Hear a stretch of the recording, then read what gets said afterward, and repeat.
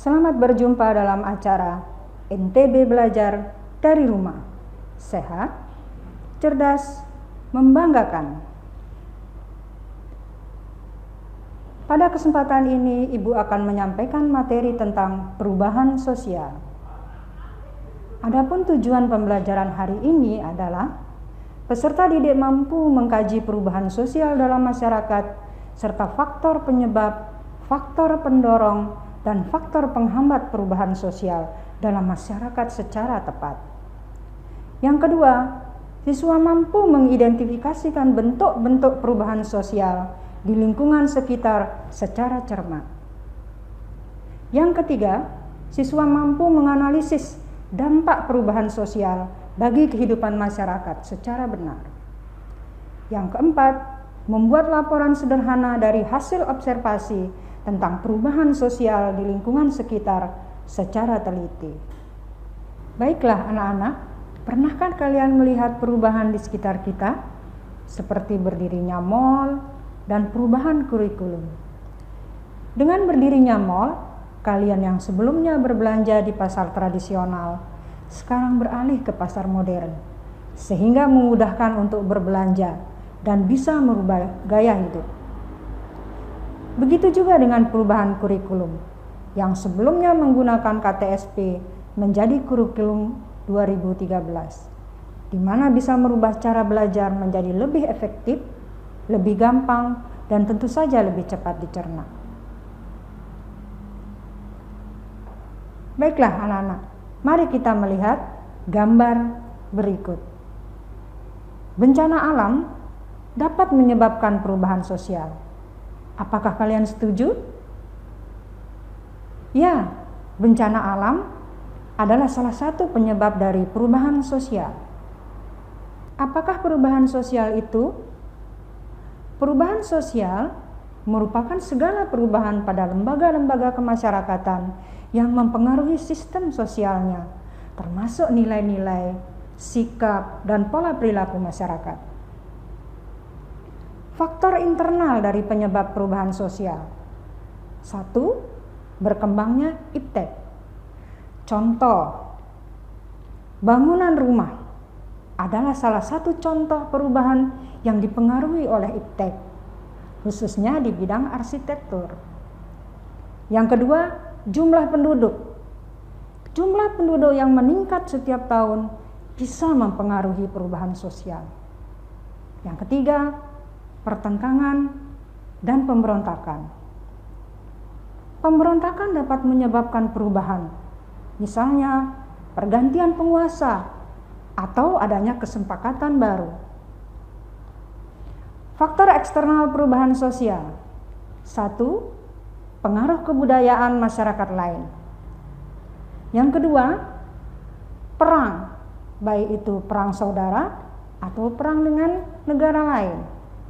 Yang ketiga, bencana alam seperti gempa, banjir, tanah longsor dapat mendorong manusia untuk pindah dan mencari tempat yang baru. Faktor pendorong perubahan sosial. 1. Sikap mudah menerima hal-hal yang baru. 2. Orientasi pada masa depan.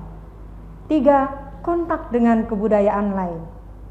4. Sikap menghargai hasil karya orang lain. 5. Majunya sistem pendidikan. 6. Penduduk yang heterogen. 7. Keinginan manusia untuk memperbaiki hidupnya. 8. Toleransi terhadap perilaku menyimpang. Dan 9. Sistem stratifikasi sosial yang terbuka. Faktor penghambat perubahan sosial. 1. Perkembangan ilmu pengetahuan terlambat. Kedua, adanya kepentingan yang tertanam kuat. Ketiga, kurangnya interaksi dengan masyarakat lain. Keempat, hambatan-hambatan yang bersifat ideologis. Kelima, prasangka terhadap kebudayaan baru dan asing. Keenam, rasa takut terjadi kegoyahan pada integrasi kebudayaan. Ketujuh, adat dan kebiasaan yang sulit dirubah. Kedelapan, sikap tradisional masyarakat. Teori perubahan sosial. Pertama, teori siklus. Yang kedua, teori evolusi. Ketiga, teori fungsionalis. Dan keempat, teori konflik. Teori evolusi. Teori evolusi menjelaskan masyarakat bergerak dalam satu garis linier menuju satu titik tertentu, dimulai dari tahap primitif, tradisional, sampai pada tahap modern. Teori siklus. Teori siklus mengatakan bahwa perubahan sosial itu bagaikan roda yang berputar. Jadi, tidak ada pemisah yang jelas antara fase tradisional maupun modern. Teori fungsionalis. Teori ini menekankan perubahan pada fungsi-fungsi lembaga sosial dalam masyarakat. Perubahan dapat mengacaukan keseimbangan apabila struktur sosial tidak berfungsi memfasilitasi kebutuhan masyarakat. Teori konflik. Teori konflik menurut Karl Marx, pertentangan antar kelas atau konflik sosial mampu mendorong masyarakat melakukan upaya-upaya menyelesaikan pertentangan untuk merubah ke arah yang lebih maju. Baiklah anak-anak, kita lanjut ke bentuk-bentuk perubahan sosial. Berdasarkan prosesnya. Perubahan sosial berdasarkan prosesnya. 1. Perubahan yang direncanakan. Contoh, kurikulum 2013 yang menggantikan KTSP. Yang kedua, perubahan yang tidak direncanakan. Contohnya merebaknya virus corona, menyebabkan kita menjalankan kebiasaan-kebiasaan baru seperti menggunakan masker dan menjaga jarak. Berdasarkan ukuran perubahannya. 1. Perubahan kecil. Bisa kita lihat contohnya pada mode. Yang kedua, perubahan besar.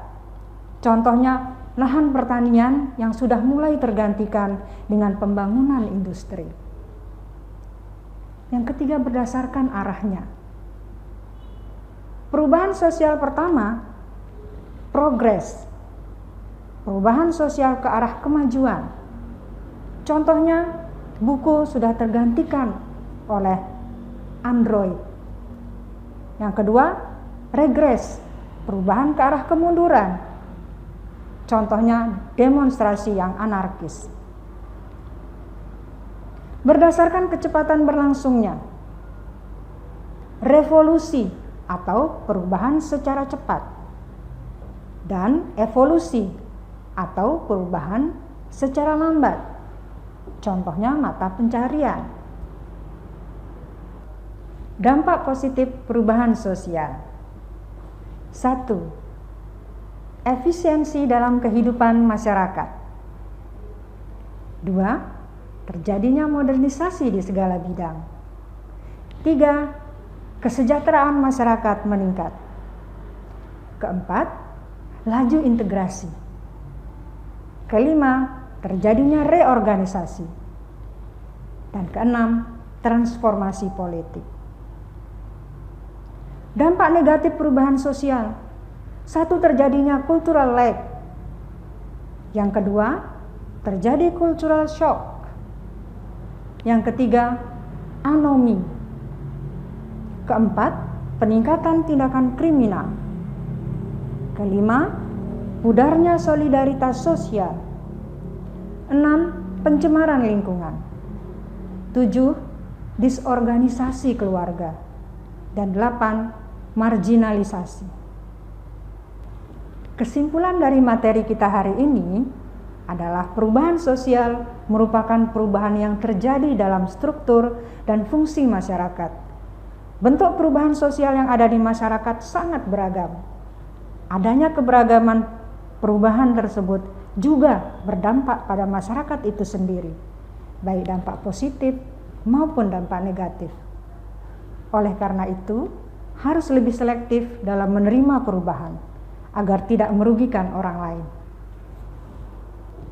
Baiklah anak-anakku sekalian, Agar kalian lebih memahami materi perubahan sosial, cobalah kalian menganalisis tentang perubahan sosial di lingkungan kalian dan buat dalam bentuk laporan, kemudian serahkan pada guru kalian masing-masing.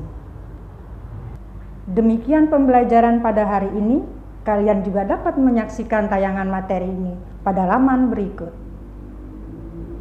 Semoga anak-anak selalu sehat dan ingat untuk menerapkan protokol kesehatan seperti mencuci tangan, menggunakan masker, menjaga jarak, dan berdoa. Sampai jumpa.